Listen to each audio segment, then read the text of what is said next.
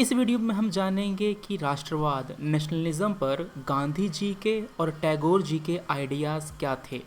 ये video important है UPSC prelims के लिए और यूपीएससी मेंस का जीएस 1 पेपर के लिए खास करके। राष्ट्रवाद होता क्या है? राष्ट्रवाद एक आइडियोलॉजी है, एक सोच है जो अपने देश के इंटरेस्ट को प्रमोट करना चाहता है, इसको अपहोल्ड करना चाहता है। फॉर एग्ज़ाम्पल, अभी इज़राइल अपने देश के इंटरेस्ट को अपहोल्ड कर रहा है फिलिस्तीन में अपने सेटलमेंट बना करके। चाइना अपने देश के इंटरेस्ट को अपहोल्ड कर रहा है बेल्ट एंड रोड इनिशिएटिव के ज़रिए, स्ट्रिंग ऑफ पर्ल्स के ज़रिए। इंडिया अपने इंटरेस्ट को अपहोल्ड कर रहा है यहाँ पर अपने आसपास के जो देश हैं, बांग्लादेश, नेपाल, श्रीलंका, जो भी देश हैं वहाँ पर शांति कायम करने के लिए उनको डेवलपमेंट असिस्टेंस दे करके। कई सारे और तरीके हैं। हम लोग अपने देश का इंटरेस्ट अपहोल्ड करते हैं अफ़गानिस्तान में डोनेशन दे करके, वहाँ पर डेवलपमेंट वर्क करके, वहाँ पर शांति बहाल करने के इफ़र्ट करके। तो कई सारी जो चीज़ें होती हैं जो नेशनलिज्म के अंतर्गत आती हैं। अब समझते हैं कि होता क्या है। गांधी जी ये मानते थे कि हमें अपने देश में एक सिंगल नेशनल आइडेंटिटी बनानी है, या तो भाषा के आधार पर, जो कल्चर है उसके आधार पर। वो ये बात नहीं मानते थे कि ब्रिटिश रूल के अंतर्गत भारत एक नेशन बन गया है। नेशन का मतलब ये होता है कि एक देश में, एक नेशन में जो भी एरिया है उसके भीतर एक ही तरह के लोग रहते हैं। मगर भारत में तो ऐसा नहीं था।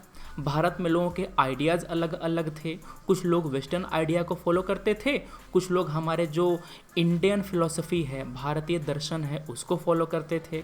हाँ, ब्रिटिश का जो कम्युनिकेशन है, जैसे कि रोड, रेलवे, इन सब के कारण, जैसे कि जो मीडिया हो गया, अखबार हो गया, ट्रांसपोर्टेशन हो गया, इकोनॉमी हो गई, इन सब के कारण भारत में एक एकता ज़रूर आई है। रूल ऑफ लॉ के कारण हमारे यहाँ एकता ज़रूर आई है कि एक ही लॉ सब पर अप्लाई होगा। मगर ब्रिटेन ने हमें एक राष्ट्र में तब्दील कर दिया, ये बात गांधी जी नहीं मानते थे। तो गांधी जी का आइडिया ये था कि हाँ, नेशन बनेगा वो हमारे देश के लेवल पर ही बनेगा, मतलब हमारा जो बॉर्डर है उसके लेवल पर ही बनेगा। यहाँ पर टैगोर जी थोड़ा सा अलग हैं गांधी जी से। वो जब राष्ट्रवाद की बात करते हैं तो वो एक देश की बात नहीं करते हैं, वो पूरा का पूरा विश्व की बात करते हैं। उनका आइडिया ज़्यादा कॉस्मोपॉलिटन है। उन्होंने नेशन स्टेट का जो आइडिया है उसको रिजेक्ट कर दिया। वो ये कहते थे कि जब आप नेशन स्टेट की बात करते हैं तो आप केवल एक ही जगह के हित को देखते हैं, ना कि पूरे दुनिया के हित को। वो चाहते थे कि एक फेडरेशन बने इंसानों का, मतलब कि किसी भी आप रेस के लोग हैं, किसी भी देश के आप लोग हैं, आप विश्व के लेवल पर जो इंटरेस्ट है, जो हित है, वो देखिए। फॉर एग्ज़ाम्पल, इज़राइल फ़िलिस्तीन को अलग ना समझे, फ़िलिस्तीन को अपना ही समझे और इसके खिलाफ जो वायलेंस है वो करने से बचे।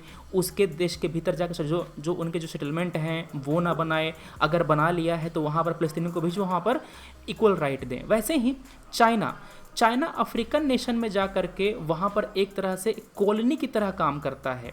मतलब कि अफ्रीका के जो गरीब देश हैं उनको डेब्ट ट्रैप में फंसा करके उनसे अपने इंटरेस्ट फुलफ़िल करवाता है। तो अगर यहाँ पर भी चाइना में, इज़राइल में, दूसरी ऐसी कंट्रीज़ में अगर टैगोर का आइडिया इम्प्लीमेंट किया जाए तो हमारे दुनिया से कई सारे जो एक तरह से एक्सप्लोटेशन का सिस्टम है वो नष्ट हो सकता है, वो ख़त्म हो सकता है। हर देश ये चाहता है कि हमारे यहाँ का जो CO2 है उसके इमिशन पर ज़्यादा रोक न लगाई जाए। इंडिया भी यही चाहता है, चाइना भी यही चाहता है। इसीलिए जब भी कोई समिट होता है, कोई बड़ा कन्वेंशन होता है जहाँ पर ये कहा जाता है कि डेवलपिंग कंट्री को इमिशन कट करना होगा, हम लोग थोड़ा सा मतलब उसके विरोध चले जाते हैं। कहते हैं कि हमारे यहाँ पॉवर्टी है, हमें उसको दूर करना है, इसी कारण से हमको उत्सर्जन करना होगा, CO2 इमिशन करना होगा। अच्छा, क्यों करना होगा? क्योंकि आपको पावर चाहिए, बिजली चाहिए। बिजली के लिए आपको कोयला चाहिए होता है जलाने के लिए, क्योंकि सस्ता है ना। आप सोलर, विंड पावर यूज़ करेंगे तो बिजली उतनी सस्ती नहीं बन पाती जितनी सस्ती बिजली आपके कोयले से बनती है। अगर हम लोग इंडिया, चाइना, दूसरी कंट्रीज़ जो ज़्यादा CO2 इमिट करती हैं, अगर टैगोर के आइडिया को इम्प्लीमेंट करें तो हम लोग डेवलप्ड कंट्री के साथ साथ खुद भी CO2 के एमिशन को कम करने की कोशिश करेंगे। भारत वैसे भी कर रहा है। भारत ये चाहता है कि 2030 तक, ध्यान सुनिएगा, जो भी मैं पॉइंट यहाँ बता रहा हूँ ना, सबको आप अपने एसे में, अपने GS के आंसर में यूज़ कर सकते हैं। भारत 2030 तक के जो टोटल पावर जनरेशन है उसका 40% नॉन रिन्यूएबल नहीं, रिन्यूएबल से करेगा। मतलब कि सोलर है, विंड है, इन सब से मिला करके अपना 40% पावर जनरेट करेगा 2030 तक के। ये हमारा मेन पर्पस है, ये हमारा मेन आइडिया है, मेन गोल है। तो ये बातें थी राष्ट्रवाद के बारे में, गांधी और टैगोर। देखो है इतना ही, मगर इसको यूज़ कहाँ कहाँ कर सकते हैं आप। यहाँ पर इनके आइडिया को जस्टिफाई करने के लिए आप जो एग्जाम्पल देंगे ना, वो ज़्यादा ज़रूरी है। वही सब मैंने आपको यहाँ पर एग्जाम्पल दिया है। इन्हीं एग्जाम्पल को आप यूज़ कर सकते हैं कंटेम्प्रेरी।